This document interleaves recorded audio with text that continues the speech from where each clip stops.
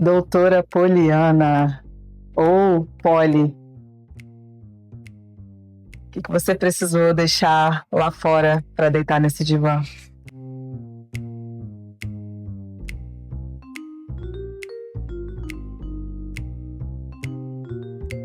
Um pouco das preocupações.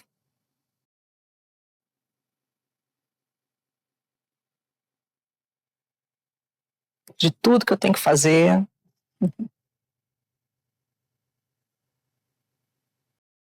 Não é fácil deitar aqui. Ainda mais deitada. O que é mais difícil? Estar num divã ou encarar um TTI? Sem dúvida nenhuma, estar no divã. Vai ser uma jornada linda, te prometo. Vamos falar um pouquinho sobre a Poliana criança. O que você queria ser quando você era pequenininha? Você teve aquele sonho de ser médica? Desde pequenininha. Falava que ia ser pediatra. Você brincava de ser médica? Brincava de ser médica. Teve uma época eu queria ser dona de papelaria. Mas logo depois eu fiquei com essa ideia fixa de ser médica. Eu dizia que eu ia ser pediatra. E no seu imaginário de criança, o que era ser médica? Eu achava o máximo salvar vidas, aquela... Achava o máximo, sabe? Coisa linda, sempre achei uma profissão linda, sabe? Um glamour, uma coisa linda.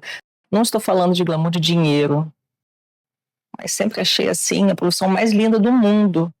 Você poder cuidar de uma pessoa que está doente, uma pessoa que está morrendo.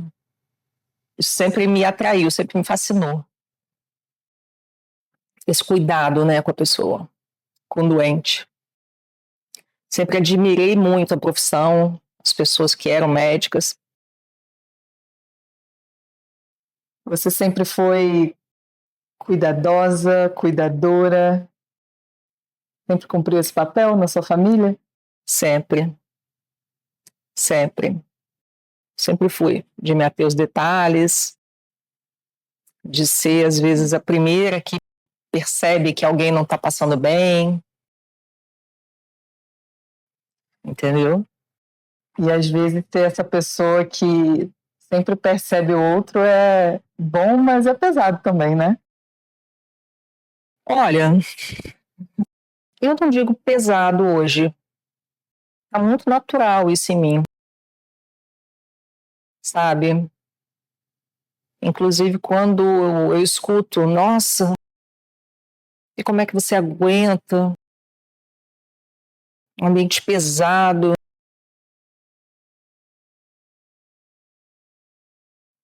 Com certeza tem muitas situações difíceis. Mas hoje, eu vou dizer para você, não vejo isso pesado. Não acho que isso é pesado. Eu acho que quando você nasceu para fazer aquilo, você faz de forma natural. Então, isso deixa de ser pesado com o tempo. Qual foi o primeiro contato que você teve assim com doença, com dor?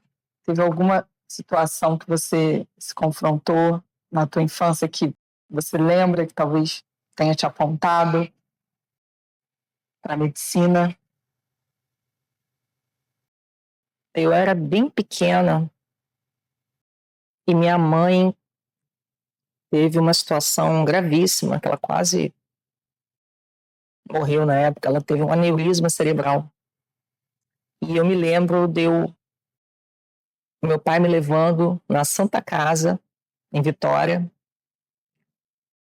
para visitá-la, mas eu não podia entrar, eu era criança. Eu lembro que eu via ela da janela, com a cabeça, né, enrolada ali naquela faixa, né, do curativo da cirurgia. Foi uma neurocirurgia aberta, né, na época.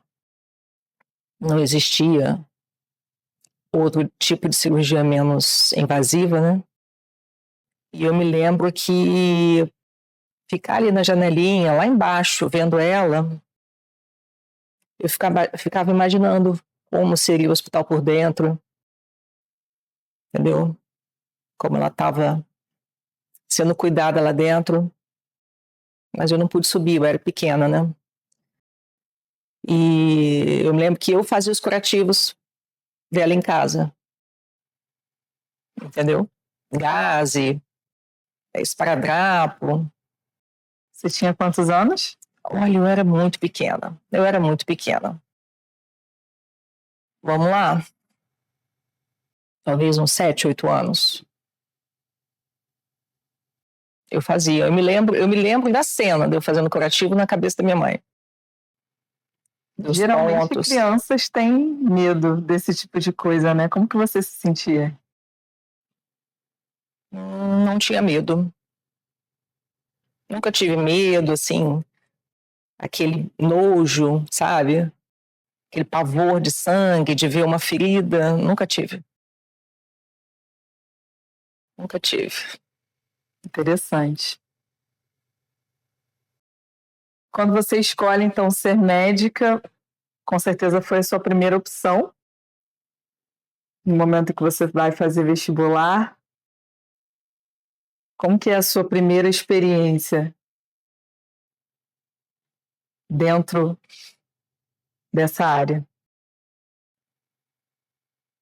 Depois que eu entrei na faculdade, você quer saber? Isso. Olha, quando a gente entra na faculdade de medicina, é um baque. Por que eu digo isso? Eu sempre fui aluna nota 9, 10. Na época de escola, na época do segundo grau. Estudei o segundo grau todo com bolsa, graças a Deus. E quando você entra na faculdade, é outro mundo. A complexidade dos conteúdos, outro mundo. Então eu senti um baque. As notas deram uma baixadinha, por mais que eu estudasse. É outra coisa, é outro nível, né? E para mim foi tudo muito novo, porque eu morava em Vitória e me mudei para Niterói, né? Não tinha família lá em Niterói e dividi apartamento com outras estudantes, né? Em República, né? A famosa República. Então foi uma experiência assim bem desafiadora.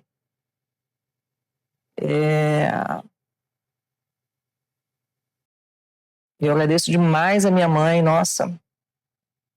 Não fosse minha mãe, eu não teria tido essa oportunidade. Minha mãe fez milagre para conseguir me mandar para Niterói para estudar na UF. Sempre me apoiando muito, sabe?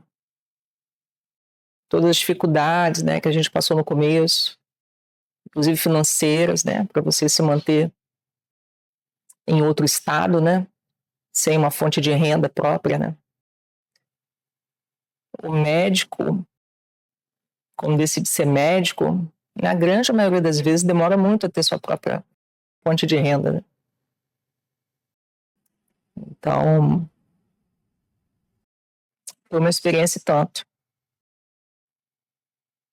E aí você, uma mulher jovem, numa nova cidade, entra nessa realidade, uma profissão em que o erro praticamente não é permitido. Como que é estar dentro dessa realidade em que um erro às vezes pode custar uma vida.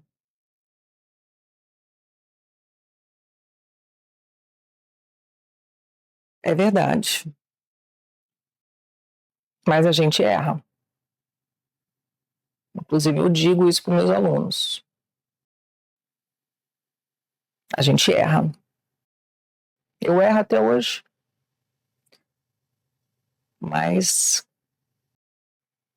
qual que é a viradinha de chave? Você errar menos e errar barato, né? Tem certas coisas que você não pode errar. Isso no começo é muito difícil. Agora, dizer que você não vai errar nunca, isso é hipocrisia. A gente conversa muito sobre isso. Eu, meus alunos, meus acadêmicos. Você sente que os médicos têm espaço para adoecer, para serem vulneráveis?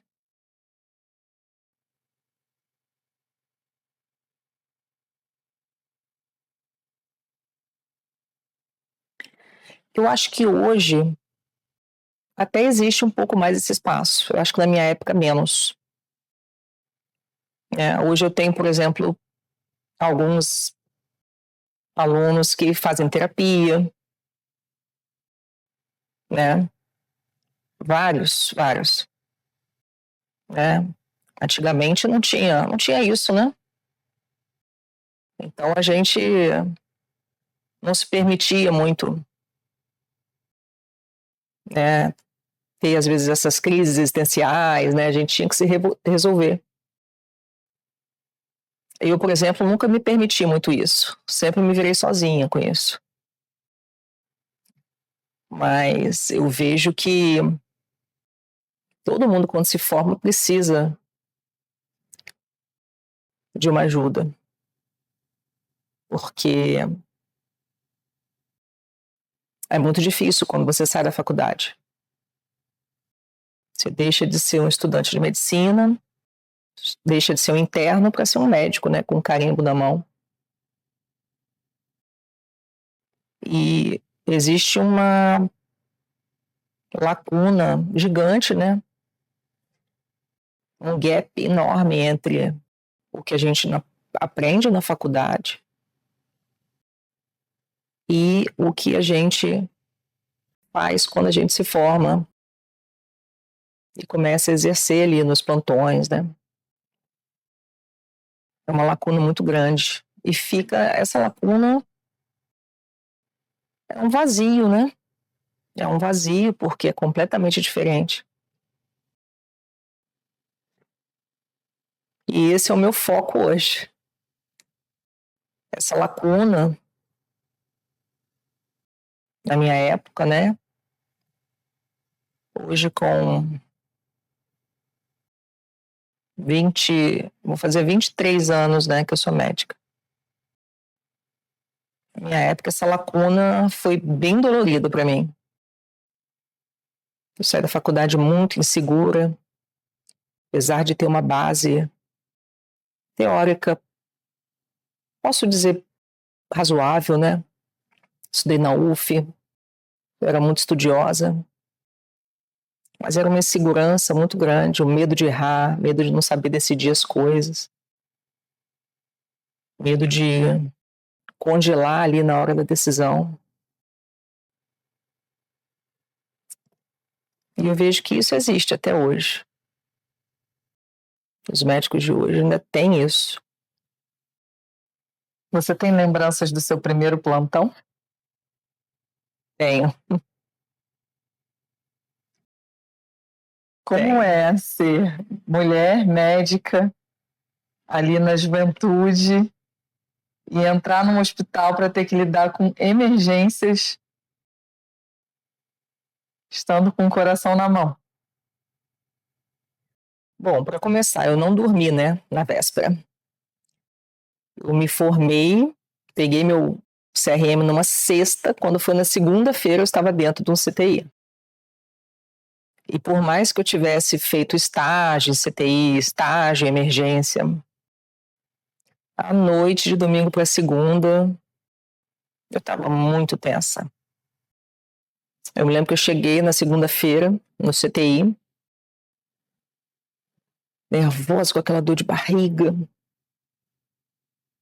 E a lei de Murphy, né? Se tiver que dar errado, por que não daria, né? Cheguei lá e adivinha. Eu não sei se vocês sabem, mas quando a gente chega num local para fazer um plantão, né, num CTI, numa emergência, principalmente no CTI, né? Tem alguém que te passa o plantão, né? Ou seja, a pessoa te passa o bastão. Você chega, o médico que estava no plantão anterior te passa paciente por paciente, te diz o que cada paciente tem, qual é a programação, né? Quais os exames mais alterados daquele paciente, enfim, né? Para a gente poder seguir aquele plano terapêutico com o paciente ao longo do dia. E eu dei tanta sorte que eu cheguei naquele plantão e não tinha ninguém para me passar o plantão. Então eu me deparei com um CTI de 10 leitos. 10 leitos. Sem o médico. O médico que estava à noite simplesmente foi embora. Isso porque eu cheguei antes da hora no plantão. E eu me lembro que eu fiquei sentadinha, assim, eu era muito tímida, me comunicava muito mal e muito pouco. E sentadinha, assim, numa antessala, perto ali do Star Médico, era umas 6h40, mais ou menos, o plantão começava às 7. Deu 6h40, deu 6h45, 6h50, 7. Na minha cabeça, o médico estava tomando banho para poder sair do banheiro ali e me passar o plantão antes de ir embora. Aí eu me lembro que chegou uma enfermeira das antigas, assim, uma enfermeira mais velha. Isso já era umas 7h10, eu ali plantada na minha inocência. E ela virou para mim e falou assim: doutorinha, eu acho que não vai ter ninguém para te passar o plantão, não. Eu acho que o doutor já foi. Olha, mas me subiu um gelo dos pés até a cabeça. Gente, como assim? Ah, porque ele tem que ir para outro lugar, fazer plantão, e não tinha médico nesse plantão seu da doutora. Olha, foi o primeiro baque do plantão. Primeiro baque. O segundo foi a minha parada cardíaca, como médica. Me lembro de tudo, como se fosse ontem. Nada sai como a gente planejou. Nada sai. Mas sobrevivi. Me fala um pouco mais sobre essa parada cardíaca.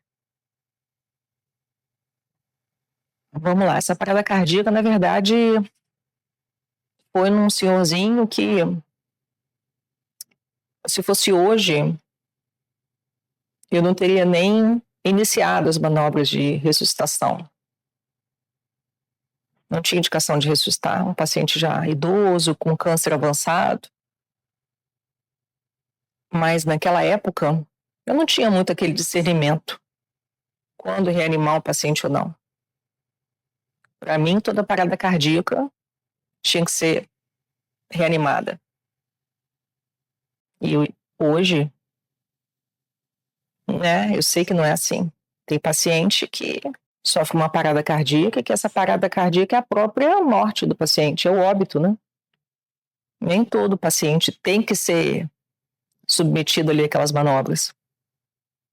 Então, no final das contas, esse paciente veio a falecer, mas foi um desfecho já inexorável, uma coisa que já aconteceria.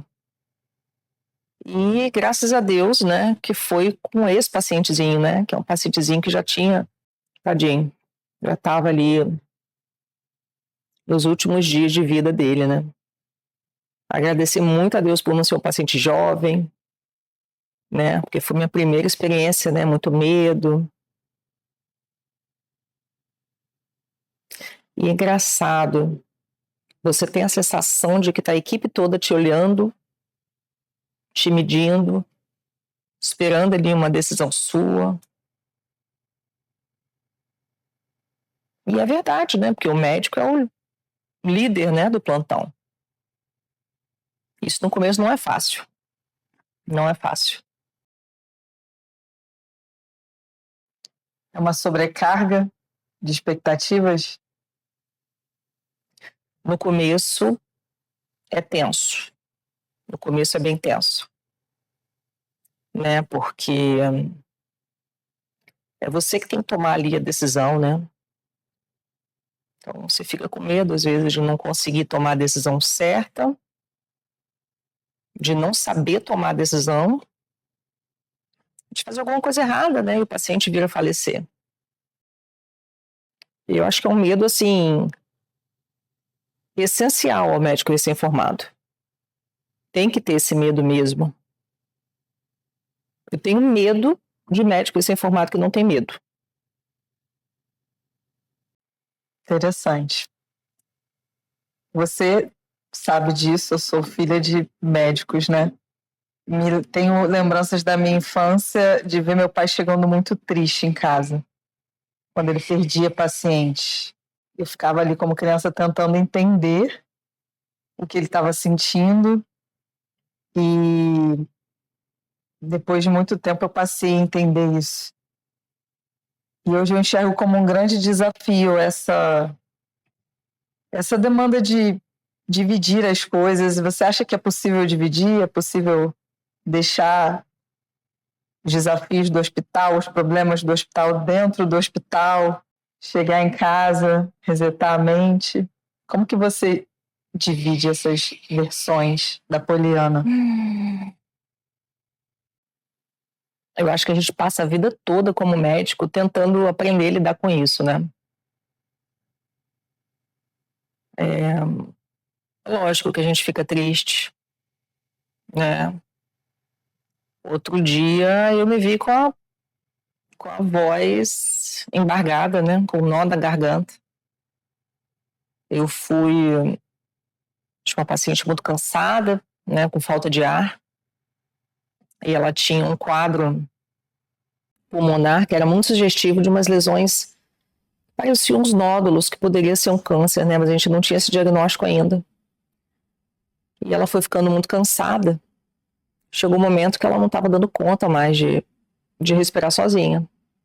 E a gente decidiu, não, vamos ter que entubar. Ela totalmente lúcida.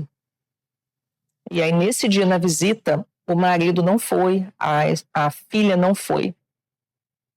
E aí, a pessoa que foi na hora da visita, eu pedi para ligar para o marido. Falei, olha, liga para o marido dela, fala para ele vir com a filha, porque ela gravou muito. E é importante que eles venham ao hospital para conversar com a equipe e para ver, né, a paciente. E aí daqui a pouco me veio o marido, sem a filha. Eu falei, meu Deus, não acredito que a filha não veio. A menina tem que vir, gente. Por quê? Qual era a minha preocupação? Não tubar aquela paciente. A paciente vir a falecer e eles não terem a oportunidade de ver uma paciente mais. Eu sei que a gente suou a camisa para conseguir manter ela no oxigênio. Falei com o marido, pede para a filha vir, alguém trazer ela agora aqui, para ela ver a mãe. E aí nesse dia, saí do hospital, já era 8 e pouco. Eu fiquei lá esperando, antes de entubar essa paciente. E aí veio, né, chegou a filha, 14 anos, da idade da minha mais velha, Catarina. E aí conversei com o marido, né, e com a filha, expliquei que ela estava muito grave. A gente ia precisar sedar ela e colocar ela para respirar com a ajuda de um aparelho, porque ela estava muito cansada. E eles entenderam, né, a gravidade toda, mas a menina, tadinha, desabou. Desabou.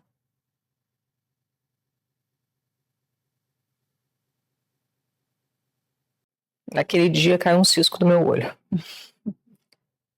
Porque é o tipo de coisa que pode acontecer, né? Com qualquer um de nós. Chegar no hospital, por exemplo, com diagnóstico de pneumonia, e de repente vai repetir uma tomografia e ver que não é só uma pneumonia, tem algo mais naquele pulmão, que pode ser maligno.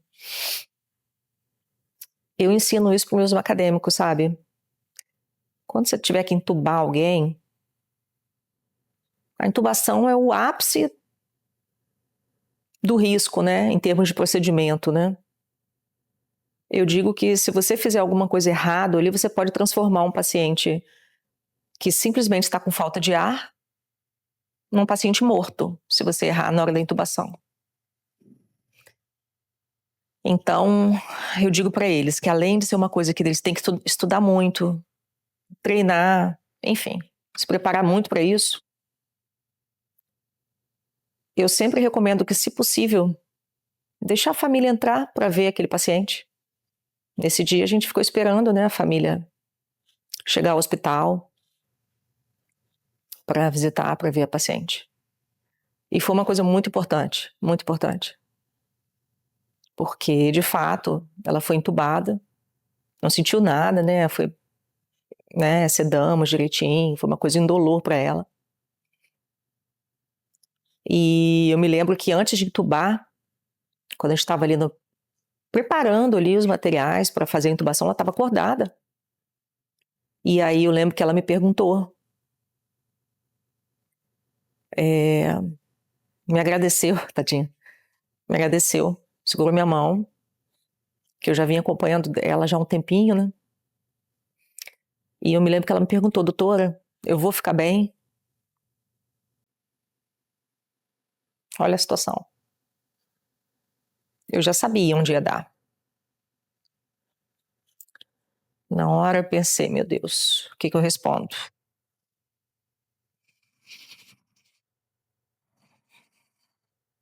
E aí, o que me veio na cabeça? Eu falei com ela o seguinte, fica tranquila que quando você acordar, você vai estar muito melhor. Você vai estar muito melhor. Eu acho que eu não menti. Eu concordo, acho que você não mentiu. Acho que eu não menti. Ela faleceu depois de uns 10 dias. Né? Tem como se acostumar, Polly, com esse tipo de desafio? Você sente que você ficou um pouco mais forte para lidar com esse tipo de situação? Porque você está com um jaleco, mas você é mãe, você é filha, tem muitos papéis envolvidos, né? Sim. E engraçado, nessa paciente, por exemplo, eu lembrei muito. Eu me coloquei no lugar. Ela tinha aproximadamente um pouquinho mais velha que eu. E uma filha de 14. Eu também tenho uma filha de 14. Fiquei imaginando o sofrimento daquela menina. Fiquei imaginando se fosse eu ali naquela situação.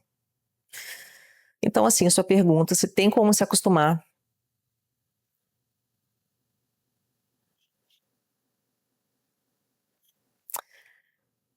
Eu acho que, assim, é impossível você não ficar tocado. E eu abraço a família, quando, entendeu? Às vezes a gente chora junto. Mas eu acho que tudo isso faz parte do pouco que eu posso dar para aquele paciente, para aquela família.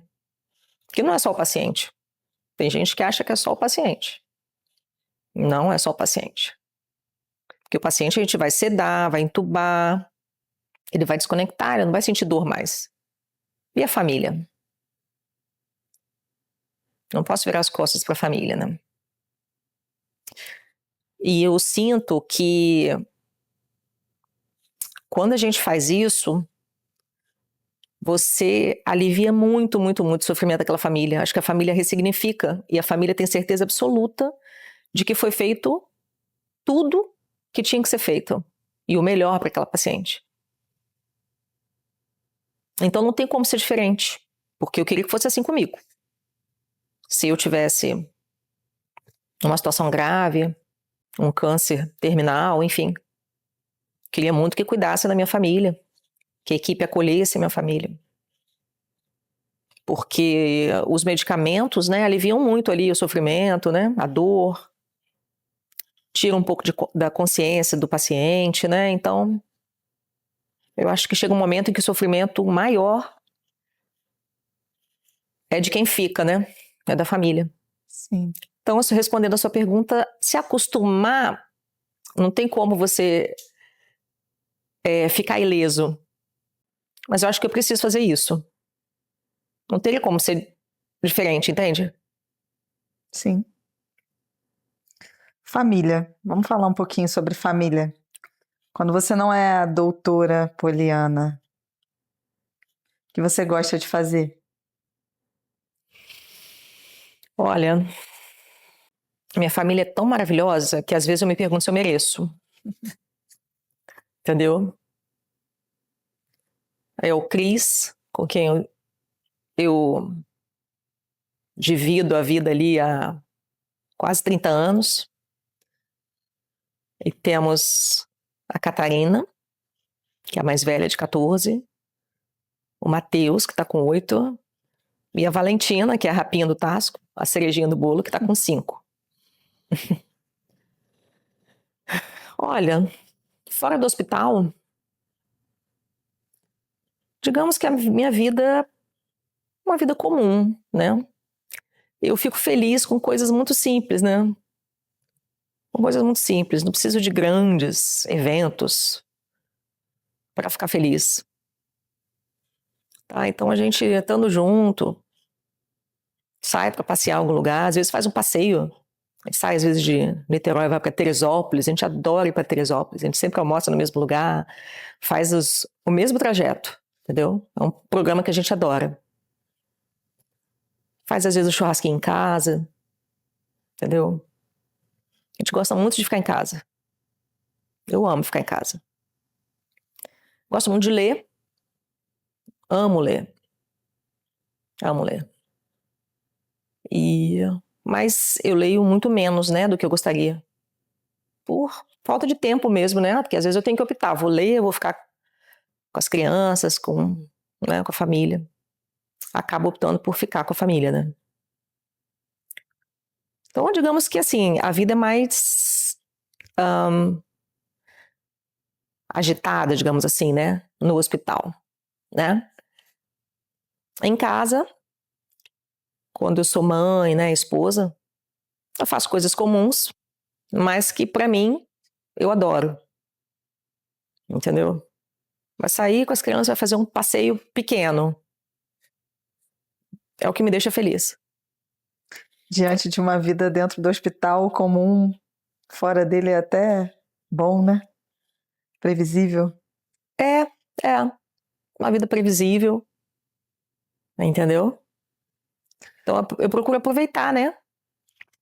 Cada momento ali que eu tô com eles. Porque eu fico com eles no intervalo, um período curto, né? Tem algo que você use na medicina que você aprendeu com eles?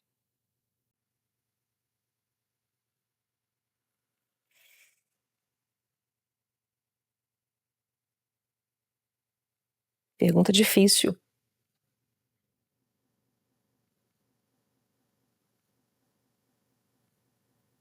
Eles são muito observadores, né? Talvez eu tenha passado a ser mais observadora. Eles percebem. Mas você tá preocupada com alguma coisa? Você tá triste? E eu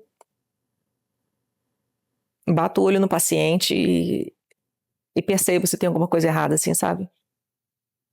Eu acho que eu aprimorei um pouco mais isso com eles. Depois das crianças.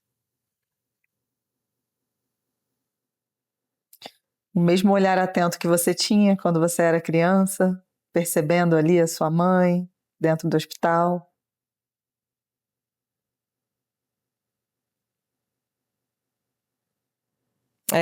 Eles observam. Reparam tudo. Eles sabem quando eu tô cheio de coisa na cabeça.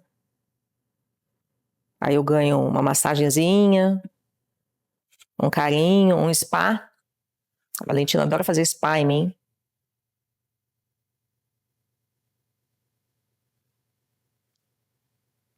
Eles sentem logo, percebem logo. E quão importante é sentir o outro, né? Essa habilidade que tá tão em falta para as pessoas aí fora e que é essencial na vida e na medicina. Sim. Sim, porque o que acontece? Às vezes o maior problema do paciente naquele momento não é nem a dor que ele pode estar sentindo. Às vezes é a preocupação com o que aquilo pode ser, com as coisas que ele tem que fazer lá fora. É importante você entender isso. Abordar isso, sabe? E aí, em um dado momento, você, já com essa vida, mãe de 3, casada, com essa rotina de hospital, você percebe a necessidade de médicos recém-formados e resolve ajudar eles. Em que momento você assume essa responsabilidade, coloca na tua agenda agora a função mentora? O que te despertou para isso? Esse insight me surgiu ano passado. Ano passado eu publiquei um livro na Amazon. Na época foi até um best-seller da Amazon. Ficou em primeiro lugar em, acho que 5 categorias no lançamento. O livro se chama Manual de Sobrevivência para Famílias de Pacientes Críticos. Eu escrevi esse livro depois que a gente passou uma situação com a minha tia, uma tia muito querida que eu tenho. Estava internada no Espírito Santo, em Vitória. E eu em Niterói. A família da minha mãe é muito grande lá em Vitória. De Niterói, eu via o caos que estava sendo na família da minha mãe, enquanto a minha tia estava internada. Para ter notícias, receber notícias claras sobre a evolução do quadro da minha tia. Né? Então eles tinham muita insegurança, não entendiam o que estava acontecendo com a minha tia. Né? Cada vez que ia uma pessoa da família, um entendia uma coisa, ficava aquele telefone sem fio. E eu me lembro que na época eu entrei, né, nessa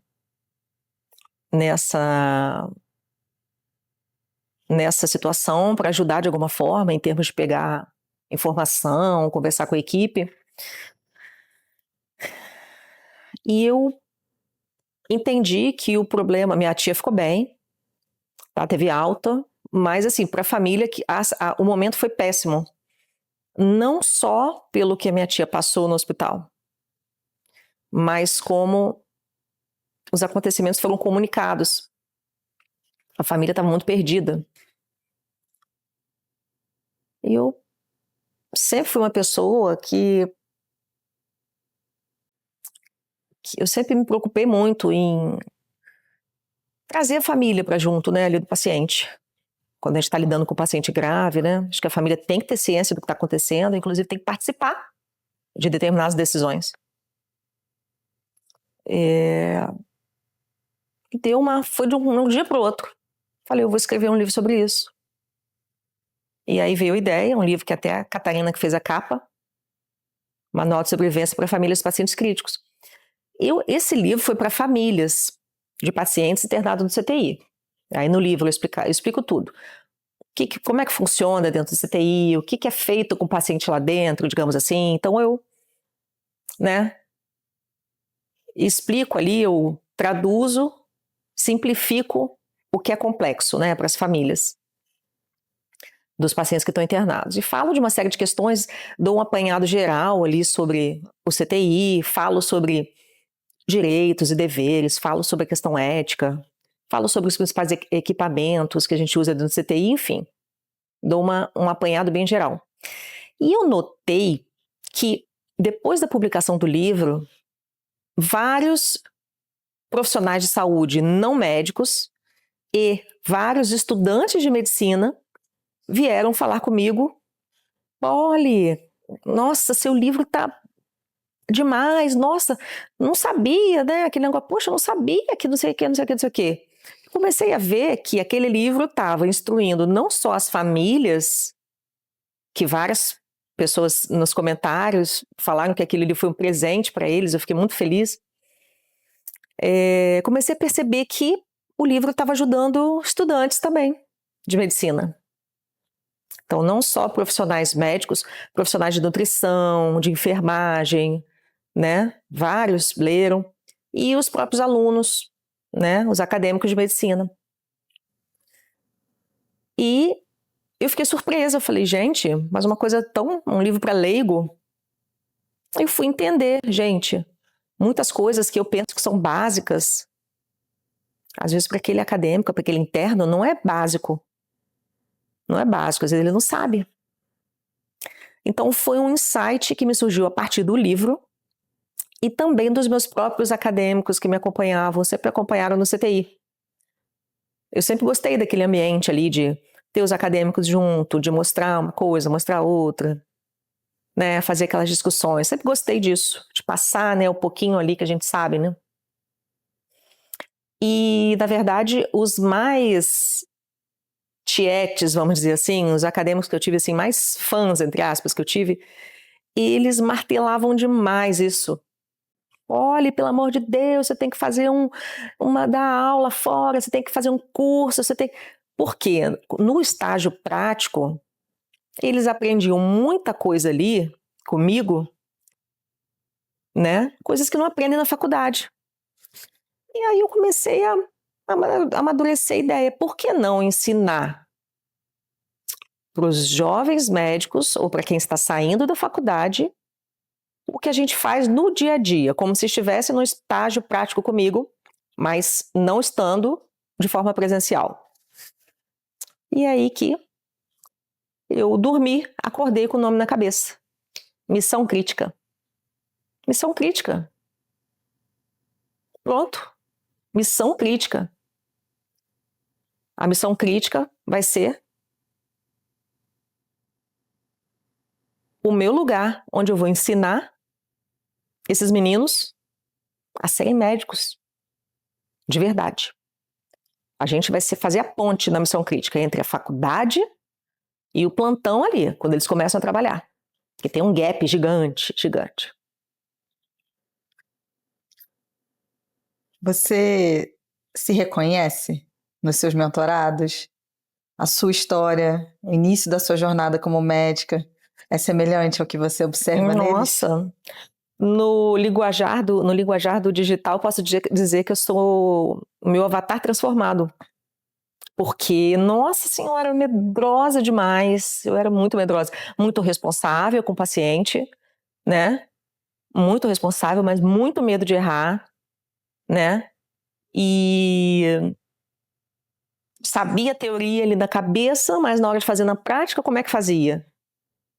Porque, eu não sei se você consegue me entender, uma coisa é você saber o que fazer. Outra coisa é você saber como fazer. São coisas diferentes. Você precisa saber as duas coisas. A gente aprende a fazer o que fazer e o como. O como, a gente precisa de tempo para aprender. A gente precisa de tempo. E como eu penei, né? Penei, né? Como a maioria das pessoas, né? A maioria dos médicos, né? Se forma, entra na residência, né? E passa por todos aqueles desafios. E hoje digamos que eu encurte esse tempo para eles. Digamos que eu encurte esse tempo, onde eles saem da faculdade perdidos, sem saber como fazer, e começam a entender a forma como tem que raciocinar, como eles têm que decidir, sob pressão, porque não é uma decisão... A gente não toma as decisões ali de cabecinha fria, né? A gente toma decisão de cabeça quente. Com pressões externas, com interferências externas. E os problemas que surgem em volta? Como é que resolve? Se não tiver uma medicação que você precisa fazer, o que faz? Faz alguma outra coisa no lugar?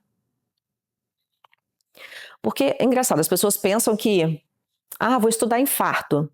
Aí vai lá e lê no livro infarto, isso, vai lá e aprende lá os remédios que tem que ser feitos, as medicações.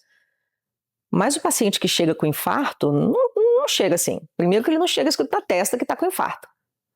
Às vezes chega com um sintoma bem atípico.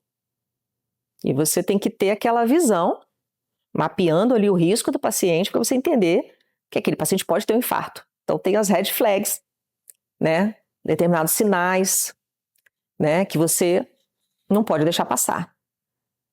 Só que não é um paciente com infarto. É um paciente que pode estar com uma dor, mas tem uma família desesperada, precisa fazer um cateterismo, mas não está funcionando o aparelho de hemodinâmica no dia. Tem, às vezes, uma equipe de enfermagem que não está treinada para determinados procedimentos. Então, são muitos conflitos, digamos assim. Às vezes falta uma medicação que você precisa.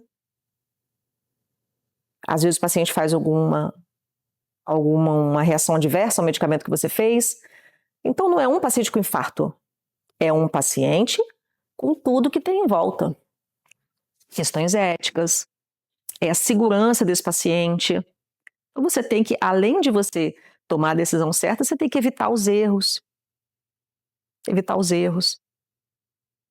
Né? Tomar decisões e executar, né, com segurança, para você não errar. E as pessoas não sabem, mas tem como a gente aprender e treinar para evitar errar. Você vai errar em algum momento? Muito provavelmente. Mas quanto mais você treinar isso, exercitar isso, você vai errar cada vez menos. Entendeu? Porque não dá pra gente errar. Vou te dar um exemplo. Quantas vezes você, Yasmin, já escutou uma pessoa que foi atendida na emergência, uma coisa que sai no jornal, foi atendida na emergência e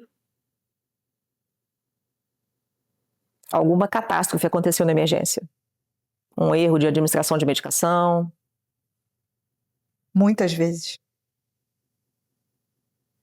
Eu, como médica, né, conhecendo muita gente, eu escuto às vezes de colegas, né, que não são médicos, colegas de outras áreas, que presenciaram situações onde chegou um paciente com tal sintoma no hospital e o médico que estava de plantão não reconheceu. Liberou o paciente para casa, entendeu? Então, alguém tem que ensinar esses meninos isso, gente. Porque tem muito paciente que morre à toa, você sabia? Não sei se eu podia falar isso aqui. Mas tem muito paciente que morre à toa. E por que ser você a pessoa a ensinar essa nova geração de médicos? Algo que eu admiro muito no seu posicionamento, que é um posicionamento um pouco contracultural. Tem muitos médicos ensinando médicos a largarem um plantão. E a doutora Poliana está falando, fiquem no plantão. Por quê? Convencer essa nova geração a assumir o desafio da emergência, do plantão, do CTI.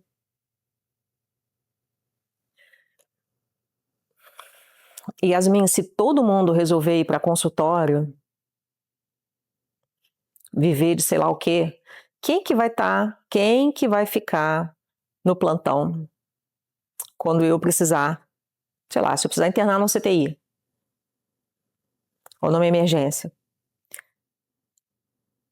Eu acho que isso tinha que ser uma coisa assim meio que cultural. Isso nem é discutido, né? Tanto é que todos eles falam. Olha, eu nunca vi.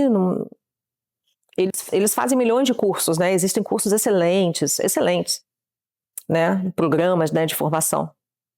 Mas esses pontos que eu toco, né, de você evitar cair ali em armadilhas, né, resolver problemas, antever o problema antes que aconteça, para você já resolver antes que aconteça, né?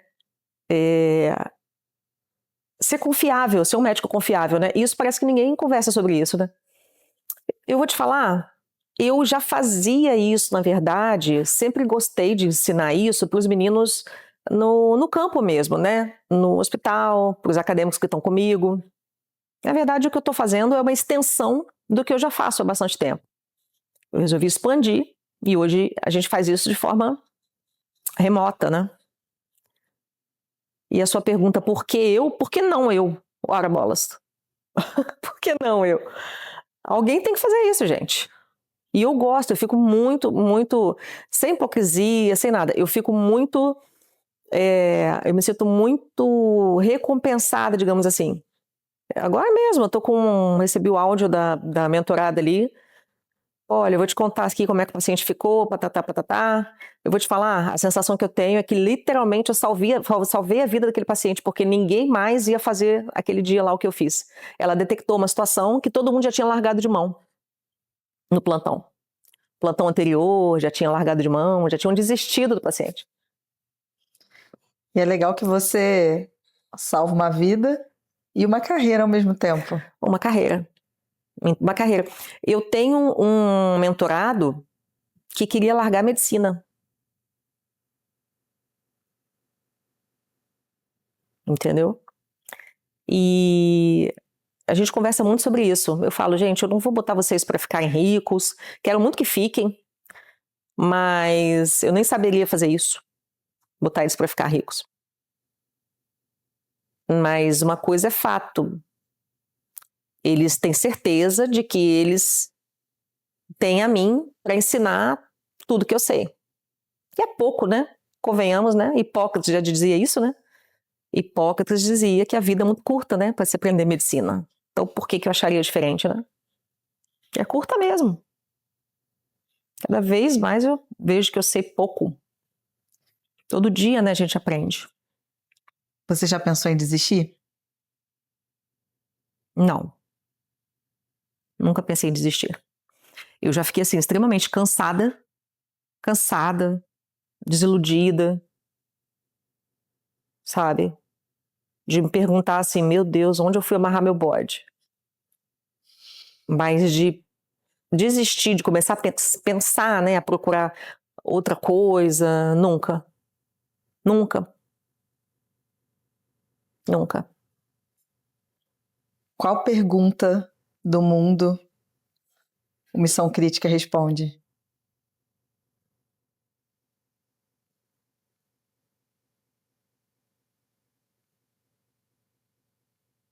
Quanto tempo eu tenho para pensar?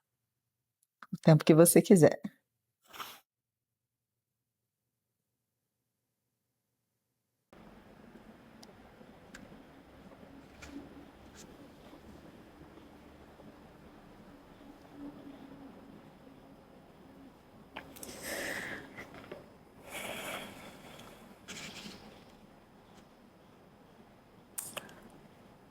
Vamos lá.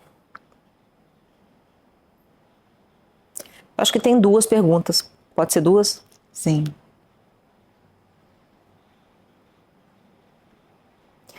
Eu acho que a primeira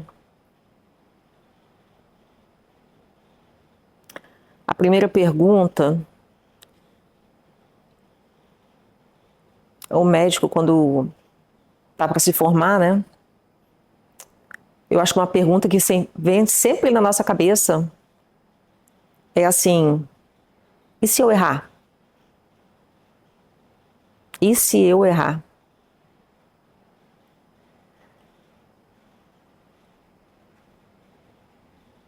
Essa é uma pergunta. Aí de que forma que a missão crítica responde essa pergunta? Você vai errar. Você vai errar. Mas a missão crítica vai te ensinar a errar menos e mais barato. Ó a propaganda. Então, a gente treina isso. Como errar menos e mais barato.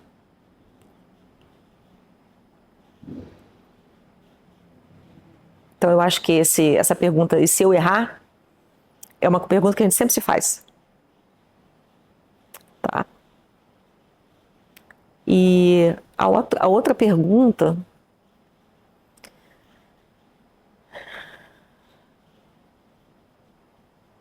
que eu acho que o médico, quando se forma, eu acho que ele fica muito na cabeça, né? O que eu preciso saber? Eu preciso saber tudo? O que eu preciso saber para começar a fazer os plantões? Preciso saber tudo para começar? Porque, assim, na verdade, a gente não vai estar pronto nunca, né?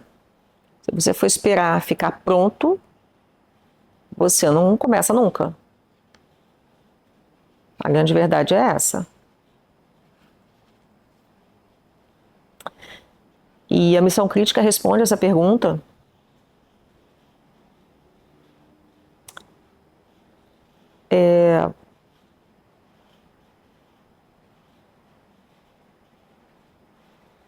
através do método.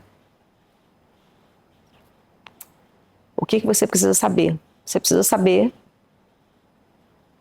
o método da missão crítica.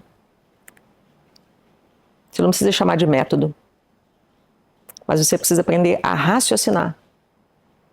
Não é decorar. Na missão crítica, o método que a gente usa é o método MERGE. M de mapeamento de risco, E, estabilização clínica, R, raciocínio dinâmico, G, gestão de conflito e E, execução com segurança. Você tem que saber isso. Para todo paciente que você atender. E é o que a gente treina. Então você não precisa saber a dose de todas as medicações na ponta da língua. Não. Mas você tem que saber reconhecer o paciente potencialmente grave, aquele paciente que você não pode nunca liberar para casa, que você tem que observar e investigar determinadas situações que podem ser... podem levar o paciente a óbito, né, rapidamente. E você tem que ter uma visão, um zoom out do plantão. Você não pode focar ali só numa coisa específica com lupa ali no paciente. Porque se você estiver num CTI, por exemplo, e focar em uma coisa só, outros pacientes podem ficar prejudicados.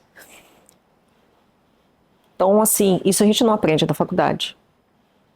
A gente acha que você só tem que saber ali tratar o infarto, tratar a pancreatite, tratar a pneumonia. Mas é muito mais do que isso.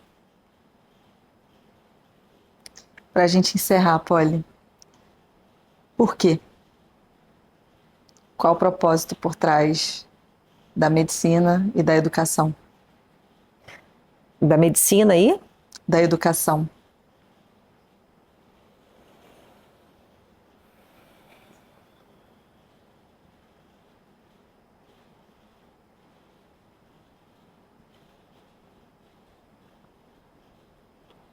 A medicina não teria como ser diferente. Eu não me vejo fazendo outra coisa. Eu me vejo fazendo outra coisa. A educação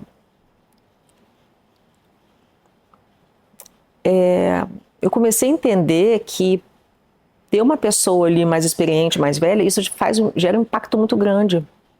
Eu vejo assim a diferença, né, nos acadêmicos que têm essa oportunidade é uma diferença muito grande. E eles precisam de cuidado. Eles precisam de cuidado.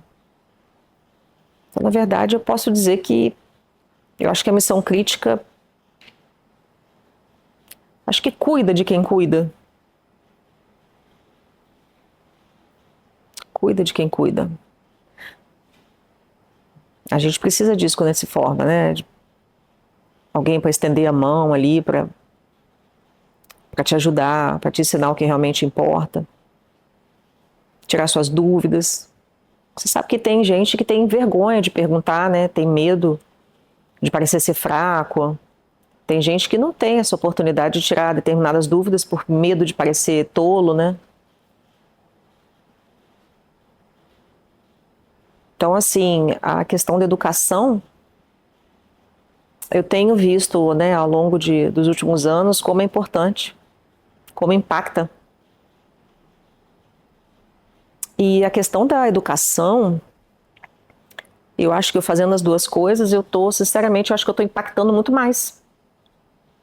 Porque passa a ser uma progressão geométrica, né? Você pensar que, além de eu estar cuidando de um determinado paciente, eu estou ajudando a formar, né, a mentalidade, né, a base de um médico, criando ali aquele senso de autorresponsabilidade, né, o senso de urgência, a forma de raciocinar, de resolver problemas, de se comprometer, de se comunicar. Eu acho que eu fazendo isso com o médico, imagina, ele vai atender vários pacientes.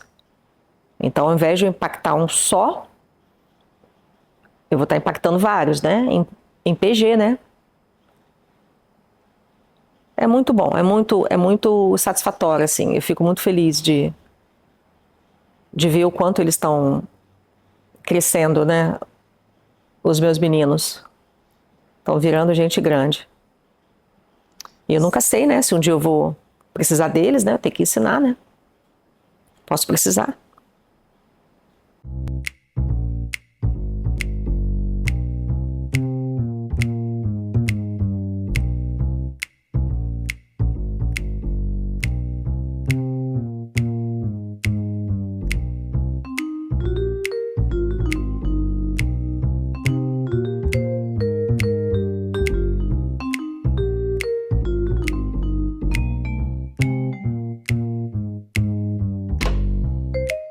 Hoje, Nath, você forma médicas ou você acha que você forma mulheres empoderadas? É muito mais do que médicas. São mulheres, assim. Acho que elas saem com todos os pontos da vida transformados. Não é sobre medicina, mas elas saem com os relacionamentos amorosos transformados, a forma como elas lideram os relacionamentos da casa, o trabalho, a empresa, ela mesma, as prioridades dela, as escolhas dela. Eu acho que ela sai com tudo isso transformado porque a visão que ela tem sobre ela mesma muda.